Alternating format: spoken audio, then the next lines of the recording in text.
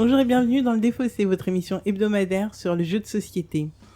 Alors, chaque semaine, vous avez le droit à une émission d'une 20aine de minutes en 3 parties. Une première partie où on vous présente un jeu, comment on l'a connu, ce qu'on aime dedans, etc. Une partie où vous avez le droit à des extraits de notre partie, justement. Et une dernière partie où on débriefe, on règle nos comptes avec la plus belle mauvaise foi dont on peut faire preuve. Qui c'est on ? On, c'est moi, Alex, et mon très cher Zéphiriel. Salut Zéph. Salut. Ça va ? Oui, Ouais, je on a vais dit qu'on très le bien. disait plus, mais c'est Ouais, pas mais c'est pas grave. grave, je l'ai senti venir. Je Ouais. vais très bien, je te remercie. Ouais, je passe un très bon week-end et je suis bientôt en vacances, je suis content. Ok, on a beaucoup d'infos. Voilà. Très bien, très bien. Et pour cette semaine, on est accompagné d'une invitée spéciale qu'on a rencontrée pour la première fois à Cannes, mais qu'on suivait pas mal sur les réseaux et dont on suivait l'émission.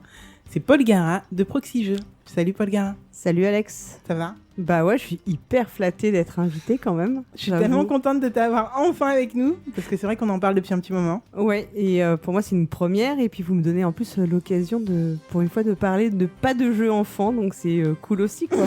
Ah mince. Ouais, mince. Du coup, ouais. On va en refaire une. Ouais.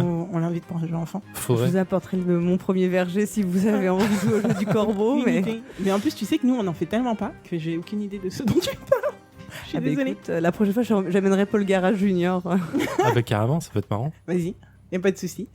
Alors, de quoi tu viens nous parler aujourd'hui ? Et ben on va parler d'un jeu récent qui était présenté à Cannes justement, et c'est Gizmos.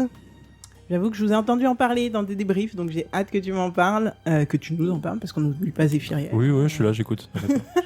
Alors, c'est un jeu qui est sorti pour Cannes ou qui va sortir, qui était exclu ? Qui est sorti au moment de Cannes en fait, hein. Donc c'est un jeu qui est édité par Cool Mini or Not, autrement dit Simone. Voilà, je trouve ça toujours mignon. Mais... Simone. Simone, il y a des débats là-dessus, mais ouais. Et qui est localisé en France par Edge. C'est un jeu de Phil Walker Harding. Donc je sais pas si vous en avez entendu parler, mais c'est un auteur il y a beaucoup de jeux de lui qui sont sortis récemment. C'est vrai ? Il y a eu Baron Park, Gingerbread House et aussi Imhotep qui sont sortis. Ouais. Enfin, le Baron Park, Gingerbread House sont sortis, je pense, un peu avant Noël. Et Imhotep est sorti il y a très peu de temps chez Yellow. Ouais. Voilà, donc c'est un peu un auteur dont je crois qu'il avait aussi fait Cacao il y a beaucoup plus longtemps. Oh, d'accord, ok. Voilà, et là il y a un peu un regain, il a un regain d'activité, ou en tout cas où ces jeux arrivent enfin jusqu'en France. Ouais, je pense que c'est plutôt ça. C'est plutôt ça. Voilà, et donc il y a pas mal de jeux, il a une grosse actu, donc c'est vrai que, et moi dans les jeux que j'ai pu tester de lui, j'ai pas joué à Gingerbread House, mais j'ai beaucoup aimé Baron Park, j'ai beaucoup aimé Imhotep, et j'ai beaucoup aimé... Cacao ? J'ai pas joué à Cacao, celui-là ok. je le connais pas, et j'ai beaucoup aimé Gizmos, et en fait tous ces jeux, enfin de ces 3 jeux, il y a un gros point commun, c'est une grande facilité à prendre le jeu en main. D'accord. C'est-à-dire que je pense qu'en 5 minutes t'as compris comment t'allais jouer. Enfin, la règle du jeu principale, il y a toujours des petites subtilités, mais et ça, c'est un énorme atout. Enfin, on est tous d'accord. Surtout quand on joue avec des personnes qui n'ont pas l'habitude forcément de jouer beaucoup, c'est vrai que c'est un vrai argument, je pense. Baron Park, c'est l'espèce de Tetris Carcassonne avec les ours là, non ça ? Ouais, tout à fait. Tu dois construire un parc à ours, voilà. Et tu as des pièces de ton parc à ours à assembler. En format Tetris, exactement. Ouais, voilà, ça, qui rappelle un peu les jeux de Rosenberg, tout ce qui est de la série Patchwork, Indian Summer et compagnie. Et c'est assez bien. C'est un jeu d'une simplicité, vraiment. Oui, voilà. C'est simple à prendre en main. T'as le concept de base. Après, effectivement, t'as plein de mini-règles sur lesquelles il faut faire attention pour au moins gagner, ou au moins comprendre comment tu vas placer tes trucs. En fait, c'est des jeux qui ont une grande profondeur dès que tu vas rentrer dedans, parce qu'en réalité, ça nécessite quand même beaucoup de réflexion, de stratégie, d'anticipation. Mais la prise en main est super rapide. Ouais. Donc, et comme tu dis, pour jouer avec des non-joueurs, c'est très bien, parce que ce qui les rebute souvent, les gens qui n'ont pas l'habitude de jouer, c'est l'apprentissage des règles, qui est dans le jeu de société, c'est un peu toujours finalement ce qui rebute les gens. Ouais, c'est le point noir. Ouais, voilà, c'est ce qui bloque je pense, l'accès du plus grand nombre par rapport aux jeux vidéo, où t'as le système du tutoriel qui fait que la prise en main est très rapide. Et puis dans ça, c'est vraiment le gros plus de ces jeux. Dans Imhotep, c'est pareil, hein. Gizmos, vous allez voir, c'est très très simple. On comprend tout de suite ce qu'on va faire, comment le jeu va se dérouler. Alors dis-nous en plus, par exemple, c'est quoi le contexte ? Dans quel contexte on est ? Alors, Vas-y, dis-nous. je sais pas si la boîte qu'on mettra peut-être en photo, je pense, complètement, le ouais. laisse entendre parce que la boîte est pas ultra belle, faut quand même le Ah, moi j'aime dire. bien, Ah, ça c'est va, quoi, c'est bien. moi j'aime beaucoup. C'est Le vrai. côté un On peu dirait coloré. des machines, on dirait... bon alors c'est mon côté MCU qui parle, mais on dirait un petit peu le cœur de Tony Stark en jaune et Ah ouais. avec relié à des machines. Oui, Tu vas loin, excuse-moi, là. là Ouais, je suis d'accord. parti loin. Moi, je Alors- pensais à la ville des gnomes dans WoW, mais ok. D'accord. Ok, chacun y verra ce qu'il Ouais. voudra, c'est un petit peu comme dans Dany, chacun fait sa vie. Tant que ça se rencontre à un moment, c'est bon. Oui, voilà, ça. Alors, gizmos, en fait, j'ai appris à l'occasion, parce que je le savais pas spécialement, c'est qu'en anglais, ça veut dire bidule. Ah, ok, d'accord. Voilà. Et je pense que c'est là d'où vient Du coup, le nom le du film. le nom Du petit du bonhomme. Du Mogwai Mogwai, dans ouais. Gremlins vient de là en fait. Oui, en fait, tu me fais penser du coup à un jeu de rôle, mais du coup, je comprends mieux D'accord, voilà. le terme Donc, ça veut qu'ils dire avaient machin, utilisé. c'est ça Ouais, bidule, Bidule. truc quoi. Enfin, c'est vraiment, ça doit être l'équivalent en anglais. Oui, d'accord. Ouais. Et donc, dans Gizmos, on est des inventeurs et on va construire des bidules. Alors, Ça marche donc bien. il y a un vague thème scientifique derrière. Vague. Vague. Donc voilà, le but c'est de arriver à être le premier à construire 16 bidules. Les bidules sont formalisés par des cartes. D'accord. Et les cartes, on va grosso modo les acheter. Voilà, on verra après quand on va jouer, on rentrera plus dans les détails, en les payant avec des billes. Donc, ce qui fait que tout le monde te dira, enfin, a tendance à dire que c'est un peu un Splendor-like. Ouais, ça a l'air, ouais. Ce Gizmos, parce que voilà, on retrouve le côté de, j'achète des cartes avec des billes ou des jetons comme dans Splendor. Et progressivement, bien sûr, je vais construire je vais avoir un jeu à moteur, de c'est-à-dire jeu, un truc qui est de plus en plus fort, de plus en plus puissant, et juste pour aller de plus en plus vite finalement dans La construction de ce qu'on dans la veut, construction ou en de tout cas tes dans- 16 bidules. Après, avec Splendor, effectivement, tu vas retrouver ce point commun de moteur, mais ça n'y ressemble pas tant que ça, parce que dans Splendor, c'est un jeu ultra fluide où je donne des jetons, j'achète une carte, et la carte que j'achète pourra me servir après pour acheter d'autres cartes. Ouais. Voilà. Là, il y a une petite différence c'est peut-être un tout petit peu moins fluide que Splendor. Dans Splendor, c'est vraiment quelque chose de très instinctif. Là, ça l'est un peu moins parce que dans Splendor, tu n'as qu'une action en fait, c'est d'acheter Ouais. des cartes. Mmh. Là, tu vas avoir plusieurs actions possibles qui vont te générer des effets, mais ces effets vont venir se combiner. Et donc là, ça va ressembler on va un peu lorgner du côté de Ganymède, Ouais. où tu vas empiler tes effets de cartes. Oui, pour comboter la Et fin. là, c'est quand donc tu as tout va se déclenché. dérouler. Donc tu vas faire une action qui va t'en déclencher plein. D'accord. Ou un peu beau comme moteur. comme Ganymède, ou alors un peu même comme Deus. Je sais Ouais. pas si vous avez joué, voilà, où dès que tu peux faire moi j'y ai joué il y a pas si longtemps, c'est pour ça que je dis. Le Ganymède, ça me va plus en tête, parce que je l'ai acheté il y a peu de temps. Voilà, et en fait c'est mon fils, quand on a joué, j'ai révisé hier et qu'on a joué en famille, et mon fils me dit ça me rappelle Deus, quand on fait, toi là t'as tous tes effets de cartes qui se déclenchent. Je lui dis ouais, c'est exactement ça en fait. Ouais, pas mal. Voilà, et il y a le petit côté super cool du jeu. Alors là, c'est le côté très superficiel du joueur qui C'est parle. les billes. C'est les billes, Ouais. forcément. Parce que là, tu J'ai te dis, vu tourner. là, c'est une super idée. On sait qu'il y a un aspect, le matériel a toujours un peu d'importance. Ah oui, clairement, ouais. On peut pas dire le contraire. Ça fait sûr. ça fait partie du plaisir du jeu. Et ce petit distributeur à billes, le fait de faire descendre les billes dans le distributeur, c'est tout bête, mais c'est super efficace. Il y a un petit kiff là-dessus. Ça fait un peu Alors, attrape-souris à l'époque. le distributeur justement a des... Enfin, les billes, elles sont de couleurs différentes. Oui, tu as D'accord. 4 couleurs en fait. Et le distributeur les donne aléatoirement. Oui, en fait, on va le monter tout à l'heure et donc tu mets ton sachet de billes à l'intérieur et les billes vont rouler. Donc l'idée c'est qu'on va sélectionner des billes dans la ligne du distributeur ou bien on aura le droit d'aller carrément piocher dans la réserve au-dessus. Quoi. D'accord. Donc, et donc en fait tu as 4 couleurs de billes. Les billes noires représentent l'énergie des batteries, les bleus l'atome, le jaune l'électrique et le rouge la puissance thermique. Voilà, donc t'es vraiment dans le domaine de l'invention. Ça a l'air trop bien. Et donc le premier arrivé à 16. Voilà. Alors, c'est pas ça. C'est que le premier qui arrive à 16 bidules arrête la partie. On finit le tour pour que les joueurs aient le même nombre de tours et celui qui a le plus de points de victoire a gagné. D'accord. Ah. Donc chaque bidule qu'on fait, ou Voilà. a des points. D'accord, donc tu peux exactement. arriver à 16, mais pas gagner quand même. Oui, tu peux très bien. Alors, les cartes bidules ont des valeurs, ont points de victoire. En fait, on a 3 niveaux de bidules à construire. Donc, les premiers qui sont les plus faciles à construire parce qu'en général, ils nécessitent une seule bille. Eux vont valoir peu de points de victoire. Tu as un niveau 2 où il faut plus de billes, plus de points de victoire. Niveau 3, très élevé. Donc, je dis une bêtise, c'est 16 bidules ou bien 4 bidules niveau 3 D'accord. qui arrêtent la partie. Et tu peux avoir aussi des effets qui se combinent qui te font piocher des points de victoire en plus. Ah, ok, d'accord. Donc voilà. D'accord. Donc il y aura pas mal de choses à surveiller chez les autres, mais en même temps, nous-mêmes, on va devoir se surveiller parce que si on arrive, on est très proche de 16, mais avec des choses pas cool. Ouais. D'ailleurs, est-ce qu'on a un moyen de défausser nos bidules ou une fois que c'est fait, Oui. Parce que on a notre réserve personnelle à billes est limitée. On commence avec 5 billes dans cet anneau en fait d'énergie. On a le droit de défausser. Enfin, si on a pioche plus, on peut défausser les billes qui nous intéressent pas. Et on a des moyens d'augmenter cette capacité de billes. D'accord. Donc un peu comme Splendor, hein, c'est sûr que c'est un jeu. Ce qu'on reproche parfois à ce genre de jeu, c'est d'avoir peu d'interaction. En tout cas, pas d'interaction directe, parce que là, c'est pareil. Les interactions qu'on va avoir sont quand même indirectes. Ça va être de prendre le bidule que quelqu'un d'autre voulait construire, ou de prendre la bille que tu le... Oui, mais t'as pas de coup direct. Mais c'est pas grave en soi, si ça permet juste de bien focaliser son attention, finalement, et d'anticiper le coup des autres. C'est ce qui permet juste de passer là où il veut aller, etc. Ouais, si tu regardes le jeu des autres, tu sais à peu près ce qu'ils vont en général piocher ou pas. Aussi, tu perds un tour ou je sais pas, à aller chercher ce que quelqu'un d'autre veut. Tu peux effectivement, si toi comme il y a des moyens d'améliorer ses propres effets, tu peux être moins tenu d'aller absolument chercher telle bille de telle couleur, parce que tu as des cartes, des bidules que tu as déjà construits qui te donnent des effets intéressants.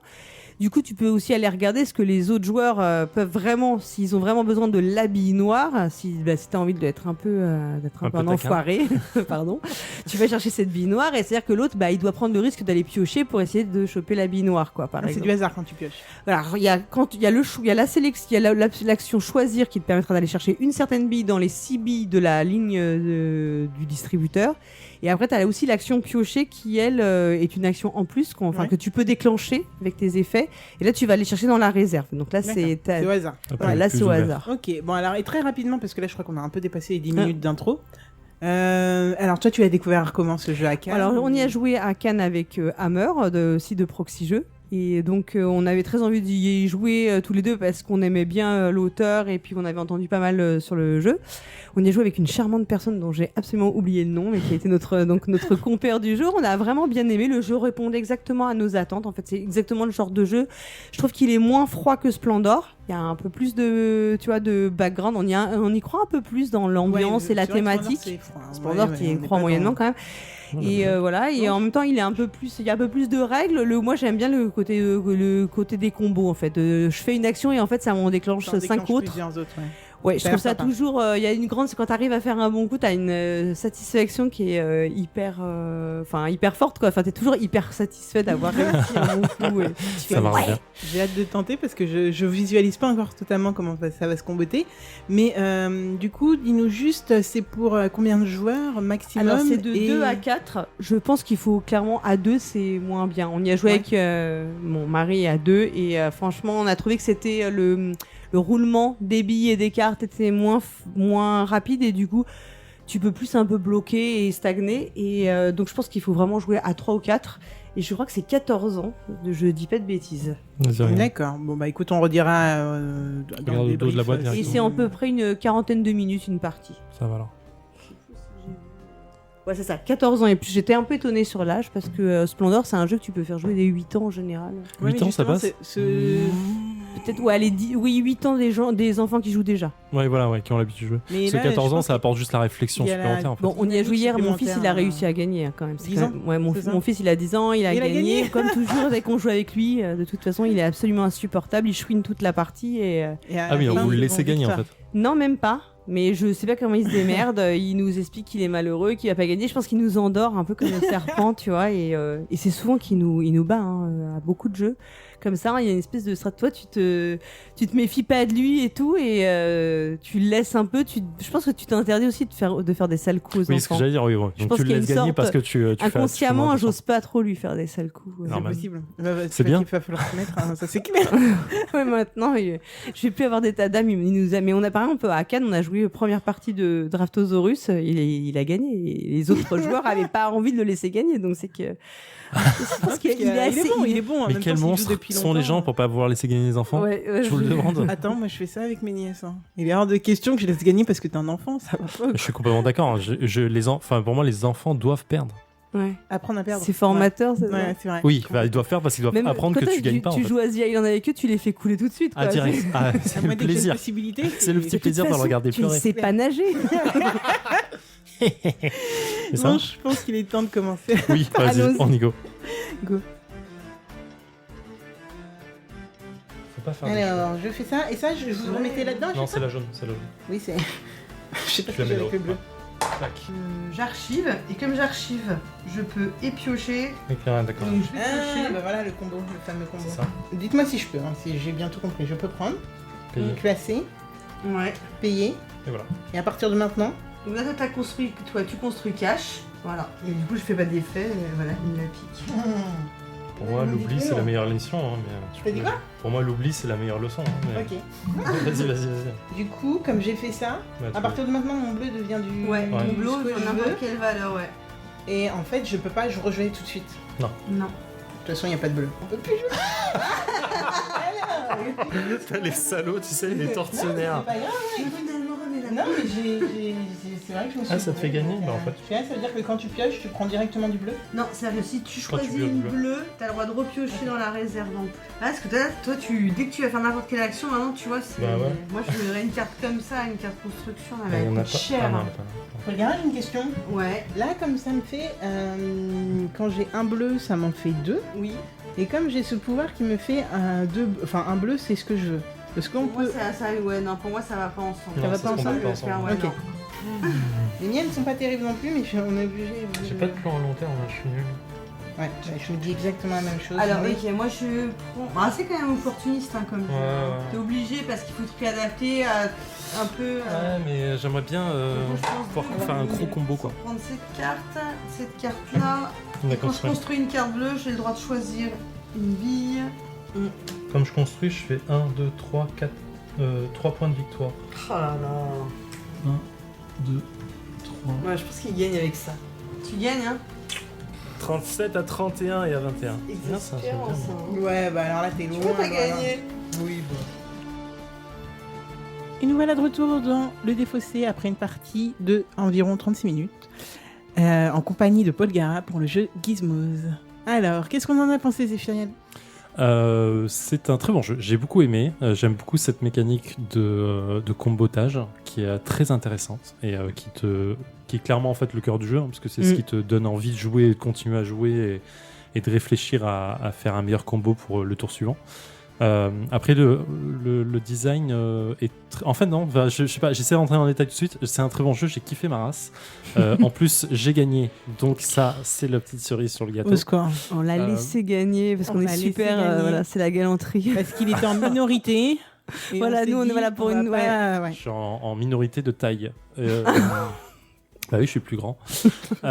Donc non, c'est un très bon jeu, c'est très bien. La mise en place est un peu simpliste, ça va, Ouais, ça va c'est- vite en fait, ça se place très vite. Et je comprends ce que tu disais dans le sens où on comprend vite ce qu'on doit faire. Oui. Genre, on comprend vite la façon, la mécanique de jeu. Parce que je pense que les explications, bon, je suis pas non plus la meilleure pour expliquer Non, les t'as règles, je super bien reconnais, expliqué. mais ça a Non, duré non, 5 minutes, je pense c'était- vraiment. Ah ouais, clairement. Ouais, enfin, et c'était assez clair. Enfin, de toute façon, même je trouve que l'iconographie est assez parlante. Ah oui, mais clairement. Ouais. Et tu vois, genre, normalement, j'aime pas trop ce genre de jeu où t'as l'iconographie qui est un peu trop présente. Et effectivement, t'as trop d'icônes pour faire une icône, Mais là, ça passe très bien. Tu comprends très très vite ce que ça veut dire et tu vas très vite dans. Et l'iconographie aide beaucoup, ouais, c'est Ouais, vrai. Même ouais. si on a dû quand même te redemander quelques fois, Ouais. notamment moi. Du coup, oui, j'ai dû redemander plusieurs fois. Ouais, mais c'est peut-être pour certaines icônes qui sont un peu plus rares dans le jeu, mais les icônes principales, enfin, tu vois. Oui, non. Voilà, on c'était comprend vraiment, très vite tout. On a notre petite frise personnelle qui nous permet de savoir exactement ce qu'on doit, où est-ce qu'on place les choses. Enfin, tout est super fluide. Pour ma part, ce que j'en ai pensé, alors c'est vrai que je m'attendais vraiment à un Splendor où en fait on doit comboter plusieurs couleurs différentes pour faire fonctionner, pour pouvoir acheter. Et c'est vrai qu'en fait je suis un peu con et j'ai mis beaucoup de temps à réaliser qu'il fallait en fait se concentrer sur des couleurs spécifiques et en avoir plusieurs de cette même couleur. Ce qui veut dire qu'à un moment, je me suis bloquée toute seule en archivant beaucoup trop de cartes jaunes, en n'ayant aucune bille jaune et en n'ayant aucun moteur qui me permettait d'avoir du jaune. Ouais, Donc, alors en fait, je pense que ce qui est le cœur du jeu aussi, parce qu'on disait au départ, on démarre un peu la partie comme ça, un peu à l'aveugle, parce qu'on voit pas forcément ce qu'on va faire. Et on en parlait un peu juste après la partie aussi, c'est est-ce qu'il y a des stratégies ? Je vois ce que tu veux dire par rapport à Splendor. Splendor, on va avoir à chaque fois, les cartes vont requérir plusieurs jetons de couleurs pour acheter. Alors qu'ici, on va acheter les bidules, on va pouvoir faire nos bidules avec une seule couleur. Mais c'est vrai qu'il y a des bidules qui te permettent de convertir les couleurs. Et je pense que c'est clairement la stratégie. En fait, une fois que tu as fait la première partie, tu découvres aussi les cartes. Mais dès que tu as compris ça, tu te rends bien compte que c'est un peu le cœur du jeu. C'est d'arriver à avoir des bidules qui te permettent de convertir ta bille en n'importe quelle couleur. Et ainsi, de ne pas te retrouver, comme tu l'expliques, dans le côté enfermé bloqué, avec une couleur qui te bloque complètement. Et avec rien d'autre qui tombe, parce que ça aussi, c'est pas mal aléatoire quand même si on a 6 billes en même temps qui sont présentées. En fait, là, j'ai sous les yeux globalement 5 billes rouges et une bille bleue, ce qui peut être super compliqué. Et quand on va piocher à l'aveugle, on n'est pas du tout certain de ce qu'on peut avoir. Alors sinon, ça ne donnait pas du tout mon avis sur le jeu. Non, mais tu peux y aller. Concrètement, j'ai vraiment bien aimé la mécanique du jeu.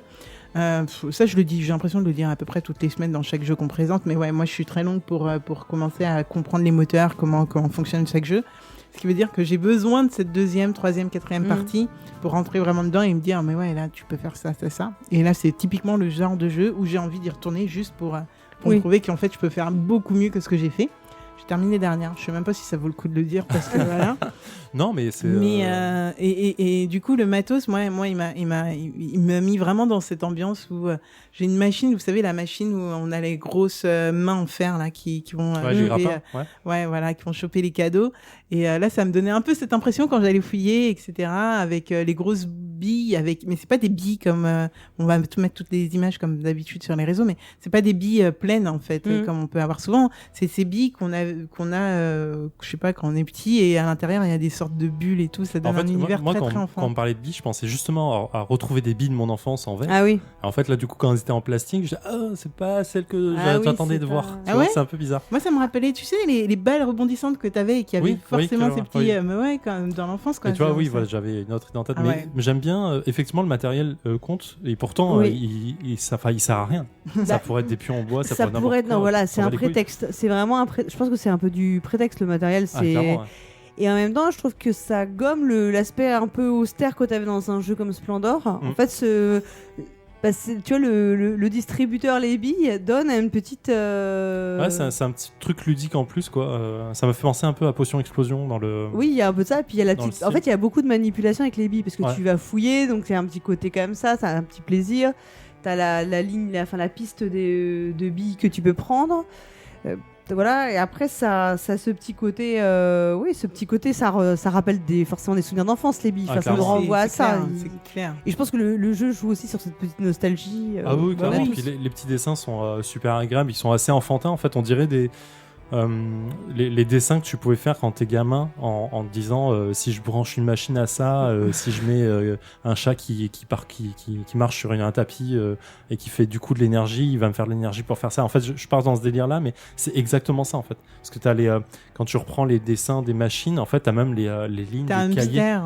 Ouais, mais t'as les lignes des cahiers comme si c'était un gamin qui avait fait ça sur un cahier de primaire, en fait, tu vois. Non, j'avais pas remarqué. Et en fait, du coup, je pense que tout part de là, en fait, sur le côté délirium. T'as des espèces de formules mathématiques en arrière-fin, en fond et tout, donc t'as un petit côté clin d'œil. Et je trouve ça très cool. Donc, du coup, et en fait, tout ça sert à rien. Vraiment, ça sert pas du tout. Ça te met dans un univers. C'est de la cosmétique, mais qui aide qui favorise en tout cas, qui permet de démarquer le jeu dans un style de jeu et un genre, il a un style de jeu qui est où on dit on pourrait jouer avec n'importe quoi, avec des allumettes, ça nous ferait le même effet. Oui. Et là, ça lui donne un thème qui est propre à lui et qui devient du coup assez intéressant pour jouer, quoi. Et après, ce que tu disais, c'est vrai. Je pense que c'est le genre de jeu. Ce que tu disais, Alex, c'est le genre de jeu où en réalité, il a une fluidité. Il est très facile à prendre en main, comme vous l'avez dit. On a tout compris.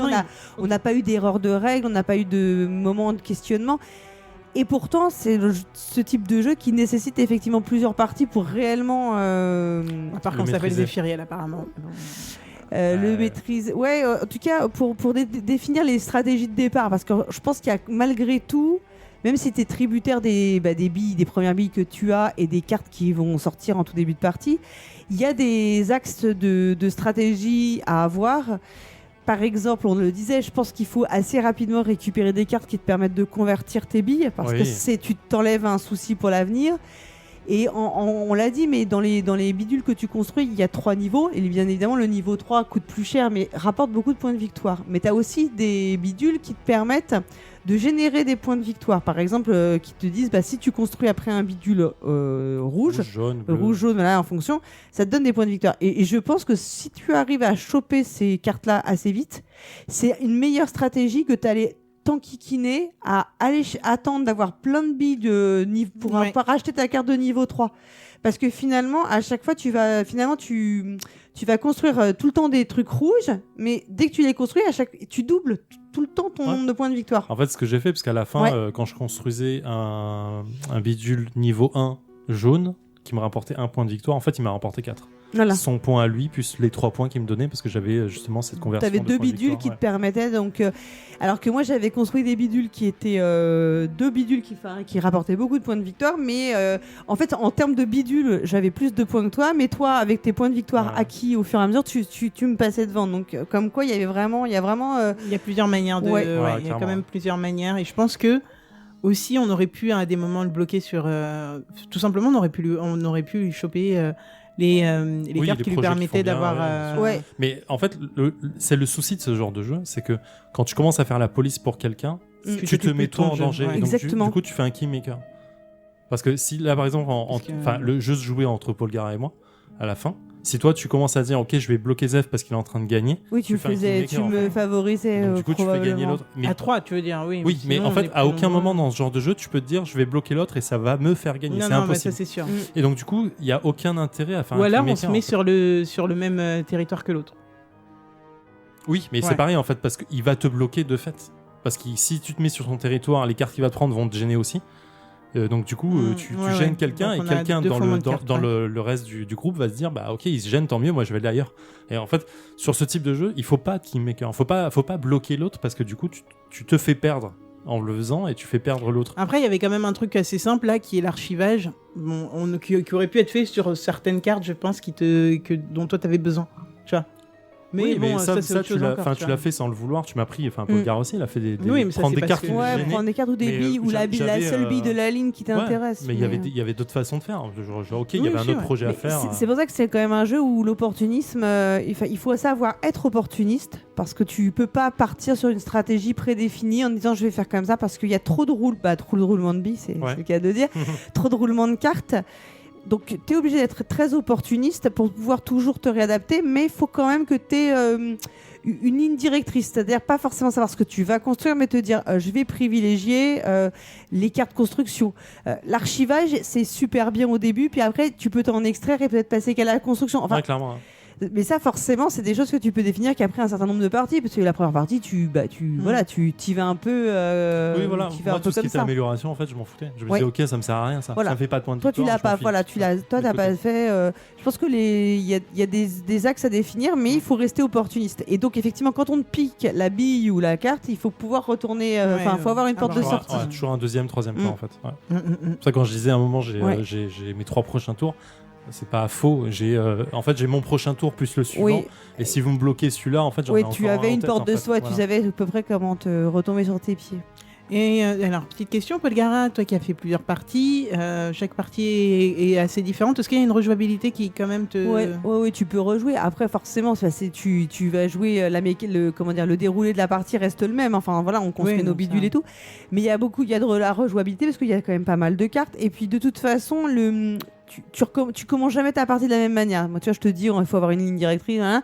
Et puis, en fait, en finale, quand on passe en partie, les choses sont toujours un peu différentes. Donc, tu vas avoir aussi des joueurs qui vont... en fonction des joueurs, ça change quand même. Les gens jouent pas de la même manière. Tu vas avoir des gens qui vont faire leurs petits trucs dans leur coin. Et voilà, il y en a d'autres qui vont vachement regarder ce que tu fais et essayer de te prendre plus la carte. Moi, à la fin, c'est la question. Moi, j'avais une carte qui me permettait de construire gratuitement. Systématiquement, je me suis demandé est-ce que ça vaut le coup de rusher ou pas. Tu vas avoir des gens qui vont rusher pour construire leur bidule en se disant finalement. Donc, tu as des stratégies qui vont faire aussi que malgré tout, tu vas avoir de la rejouabilité sur ce type de jeu. Et après, un jeu comme Splendor, il s'est quand même super bien implanté dans le paysage ludique. Tu peux le ressortir. Et c'est un très bon jeu pour des non-joueurs, pour faire commencer des gens. Et celui-là, il a toutes ces caractéristiques-là. Et moi, je trouve avec un petit peu même plus de complexité que Splendor. Parce qu'il faut quand même avoir la vision de combotage. Et ça, c'est déjà une étape un petit peu plus élevée. C'est vrai. Le comboter, c'est toujours, c'est quand même une capacité de comment dire, prévoir sur 2-3 tours, voilà, de planification et d'anticipation. Donc t'es déjà un tout petit peu plus. Il y a un petit point sur Splendor, tu le fais, mais ça combote pas, mais tu planifies comme 2 à 3 tours. T'es obligé d'y arriver. Tu planifies, mais tu combotes pas. Mais voilà. Et là, dans le combo, avoir l'enchaînement en tête. Comme dans Abyss d'ailleurs, hein. C'est ce genre de jeu où t'as besoin d'avoir les mêmes couleurs, etc. Mais justement, moi ce que je trouve qui est en plus une difficulté et qu'on a évoqué tout à l'heure, c'est vraiment le fait de pas pouvoir multiplier les couleurs. Enfin, en tout cas, pour acheter, tu n'es réduit qu'à une couleur. Et ça, mine de rien, c'est tout con, mais je trouve que c'est une difficulté supplémentaire. C'est une contrainte supplémentaire. Ouais, c'est une il faut contrainte, les accumuler. c'est ce qui rend le jeu plus simpliste, du coup, en fait. Non, moi, je trouve pas. Vraiment, je trouve pas. Non, mais plus simpliste dans son approche. Ah, dans l'approche, oui. T'es pas obligé de te dire, ok, alors pour ce projet, il me faut 2 bleus, une rouge, une noire. Mais pour le prochain, il me faudra aussi noir. Donc, du coup, est-ce que machin. Donc là, t'es simpliste, c'est du noir, il faut du noir. Ouais, du tu bleu, te focuses sur une couleur à la fois. Enfin, Dans l'approche, je suis complètement d'accord avec toi.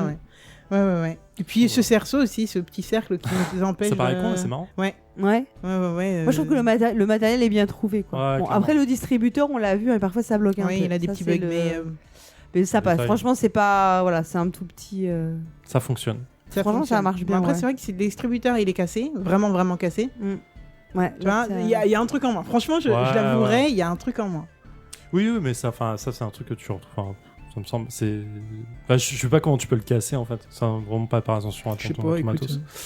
Mais ouais, non, c'est une réussite. C'est bien. On est sur quel tarif, tu m'as dit ça dessus 30 balles 40 balles. Ouais, c'est ça à peu près, ouais. Une trentaine d'euros. Alors attends, parce que. Je pense 28 ou 29, un truc dans les 30, je pense. Attends, on va couper là. On va faire une coupe. Non, mais t'inquiète. 31,50. Ok, tu reposes la question. Donc on est sur quel tarif Une trentaine d'euros, 31,50 à peu près. C'est pas mal.